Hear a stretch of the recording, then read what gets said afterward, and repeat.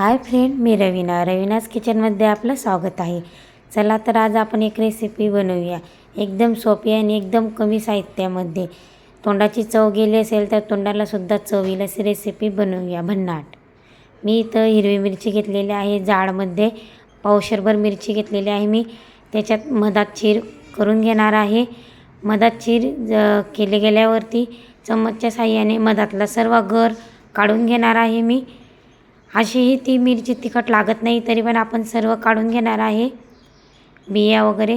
आपण जी मिरची चिरलेली आहे त्याच्या पोटामध्ये मी बारीक मीठ भरणार आहे। बारीक मीठ भरल्याने काय होते, जेव्हा आपण मिरची खाऊ ना तेव्हा आपल्याला मिरची छान लागेल। आपण जी पीठ भरून मिरची करत आहे ना ती निश्चय लागणार नाही खाण्याच्या वेळेस। बघा, सर्व मिरची भरून झालेला आहे मीठने। आता याच्यामध्ये 1 चम्मच जिरं घेतलेलं आहे, 2-3 लसूणच्या पाकळ्या घेतलेल्या आहे मोठ्या साईजच्या। व्यवस्थित बारीक कुटून घेणार आहे। आपल्याला ते पिठामध्ये टाकायचं आहे, जास्त जाडही राहू नाही द्यायचं आहे आपल्याला, या पद्धतीने बारीक करायचं आहे।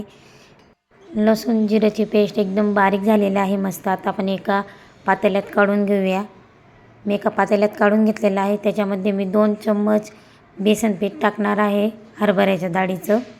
पीठ टाकत आहे तोपर्यंत तुम्ही यूट्यूबवर नवीन असाल तर मला लाईक, कमेंट, सबस्क्राईब करायला विसरू नका।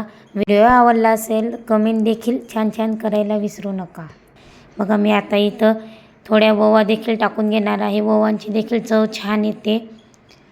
आणि चवीनुसार मीठ टाकून घेणार आहे। अर्धी चम्मच हळद पावडर घेतलेली आहे, अर्धा चम्मच मिरची पावडर घेतलेली आहे, अर्धा चम्मच गरम मसाला, अर्धा चम्मच धना पावडर। हे सर्व टाकून झाल्यावरती व्यवस्थित मिक्स करून घेणार आहे। बारीक चिरलेली कोथिंबीर देखील टाकून घेणार आहे।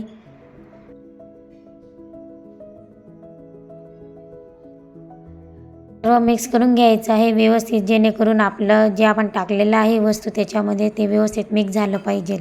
थोडं करून इथं पाणी टाकणार आहे। आपल्याला जास्त पातळही नको आणि जास्त घट्टही नको, आपल्याला या अशा पद्धतीने पीठ मळायचं आहे। बघा, मी जास्त घट्टही ठेवलं नाही आणि जास्त पातळही ठेवलं नाही। चला तर मी इथं गॅसवरती एक तावा ठेवलेला आहे, त्याच्यामध्ये 1 पळी तेल देखील टाकून घेणार आहे। आपल्याकडे याला तावा म्हणतात, तुमच्याकडे काय म्हणतात मला कमेंटमध्ये नक्की सांगा। बघा, आपला तावा तपत आहे तोपर्यंत आपण मिरच्या भरून घेऊयात व्यवस्थित। मिरच्या व्यवस्थित भरायच्या आहे आपल्याला, पूर्णपणे कुठंही आपल्याला जागा मोकळी सोडायची नाही आहे, दाबून भरायची आहे आपल्याला सर्व मिरच्या। बघा, अशा पद्धतीने दाबून भरायची आहे आणि बाहेरून देखील आपल्याला सर्व मिरची भरून घ्यायची आहे व्यवस्थित। कुठंच आपल्याला रिकामी ठेवायची नाही ही मिरची। बघा, अशा पद्धतीने मिरची भरून झालेली आहे।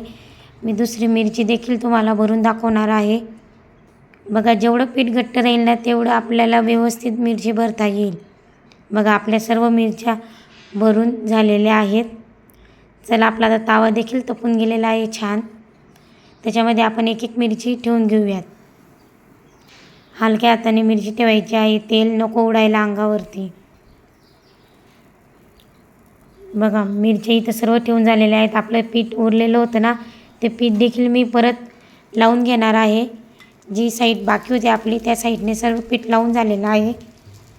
थोडं तेल टाकणार आहे, जेणेकरून मिरच्या खाली लटकायला नको। तेल टाकून झालेलं आहे आपलं। आता आपण हलक्या हाताने मिरच्यांना पलटून घेऊया। बघा, खालची साईड किती छान झालेली आहे, खरपूस भाजली गेलेली आहे। अशाच पद्धतीने आपल्याला दुसऱ्या साईडने सुद्धा देखील आपल्याला अशीच खरपूस भाजून घ्यायची आहे। घाई देखील करायची नाही आहे आपल्याला पलटवायला। मग छान पलटवले जात आहे, आपल्याला चमच्याची देखील गरज पडत नाही आपल्याला पलटवण्यासाठी। आपण जे तेल टाकलेलं आहे ना ते आपल्याला व्यवस्थित हलक्या हाताने इकडे तिकडे पसरवायचं आहे, जेणेकरून आपल्या मिरच्या खाली लटकायला नको। व्यवस्थित अशा खरपूस मस्त भाजल्या गेलेल्या आहेत। मी इथे थोडा पाणीचा तडाखा दिलेला आहे हलक्या हाताने, जेणेकरून मिरच्या थोड्या अशा शिजायला पण पाहिजे ना आपल्या मिरच्या, म्हणून मी इथं थोडा टायमाने पाणीचा देखील वताळा देणार आहे। बघा, आपलं खालचं अंग देखील व्यवस्थित झालेलं आहे, ते देखील मी व्यवस्थित पलटून घेतलेली आहे मिरची। दोघी साईडने खरपूस अशी भाजली गेलेली आहे मिरची। साईडच्या कोपऱ्यांनी देखील मी व्यवस्थित भाजून घेणार आहे मिरचीला, जेणेकरून मिरची कच्ची लागायला नको म्हणून. मग आपली मिरची रेडी झालेली आहे. चला आता आपण प्लेटिंग करून घेऊया. आलं ना मंडळी मग तोंडाला पाणी? चव गेली असेल तोंडाची तर ही रेसिपी नक्की बनवून बघा. तुम्ही ही मिरची कशासोबतसुद्धाही खाऊ शकतात.